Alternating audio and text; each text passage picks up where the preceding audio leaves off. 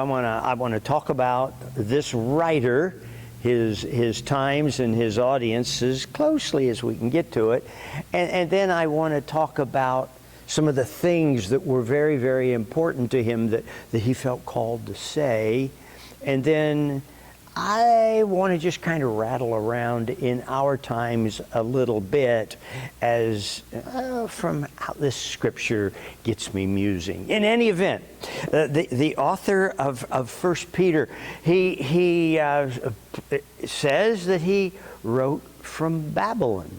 Now that's significant because in the age of the very early church, Babylon was a great center of intellectual activity. It's like Alexandria or Antioch. There were learned people from all over the world that were there studying and in dialogue back and forth and having free exchange. It's just a glorious place. Then he wrote to Asia Minor, which is modern-day Turkey, and it was just letters to those places.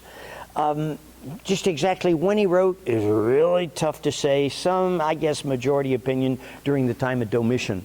In any event, to understand him and who he was a man trained thoroughly in rhetoric and philosophy.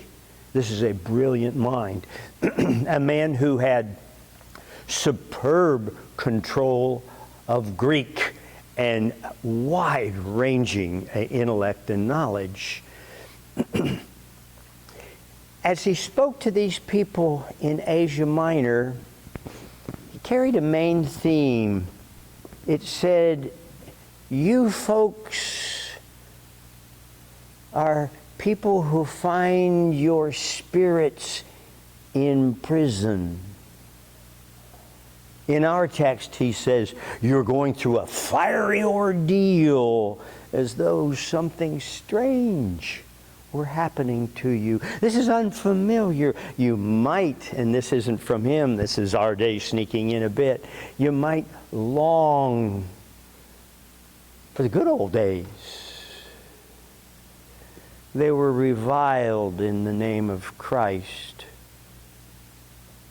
maligned as evildoers, accused of disloyalty to the governing powers. We're living in an age when if somebody hears something they don't like, it's why you disagree with science. Why you're ignorant. Science is settled and we know exactly what's going on. And as I listen closely and closely and closely, I find out finally what they're calling science is the products of computer modeling.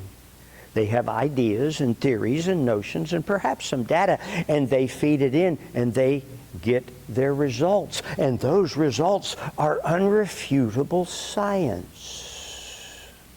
I heard one fellow say yesterday that ideas are being updated and outdated daily. Science. Our writer lived in a community where if somebody came with a different idea that challenged something you said, you would listen with rapt attention. Can I refine my understanding of things with this? We tend to live in an age when people say, if you disagree with them, that has to be taken down. There are writers, people with medical degrees that are practicing medicine that are beginning to call treatments and things that we're doing into question. They put things out on the internet, on Facebook and here and there, and they're taken down as barbarous. I kind of think the computer model as science is sort of the 21st century's answer to the 18th century medical practice of bleeding people. Now, there were some of our founders who were never bled. They said, "You're not doing that to me." And the learned scholars of the day said, well, they're just fools. But historians tell us that the likelihood is high that George Washington died of that treatment and not his illness. We have to be very careful if our treatment is more destructive than the disease. In any event, the notion being reviled in the name of Christ. I think of Franklin Graham and Jerry Falwell. Graham, when New York was just hysterical, the computer models had said millions are going to die. Your hospitals will be overrun. You won't have enough beds. It's going to be horrific. And so the government came in and built hospitals in days. It's astonishing. Rolled in a great ship. And Jerry Falwell came in and built a hospital right there in the city. They were never needed, but they were so frightened that they said COVID-19 patients have to be sent to nursing and long-term care homes because we might need the beds.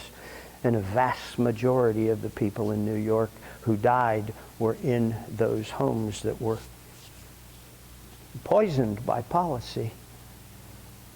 But it came time for Falwell to leave. Not for, I have it backward.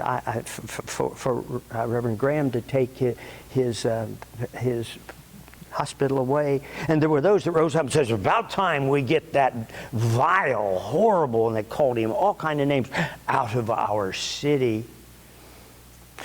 The astonishing grace of that man when the press tried to get him to speak harshly of them. He was gracious, kind. If we had to do it over, if we need to do it again, we'll be there. We are there at the point of need, providing doctors and nurses and technical people and care in the name of Christ. Falwell kept his campus open to international students who had no place to go, kept the dorms open, kept the cafeterias open, I think even ran some classes. No one got the disease, but he was reviled for his terrible ignorance. It's a tough time because, 37 million people have lost their jobs and we're isolated in our homes. Some of us are doing just great. I have plenty to do. I have my garden and my shop and the creek and my boats, and I stay busy. Although I had my first tomato and I set it outside for some sun and some critter ate the second one. There's not a trace of it left. So we have our disappointments, but we long to get together. Let me just offer this. Our writer in his scripture says, cast all your anxiety on him because he cares for you.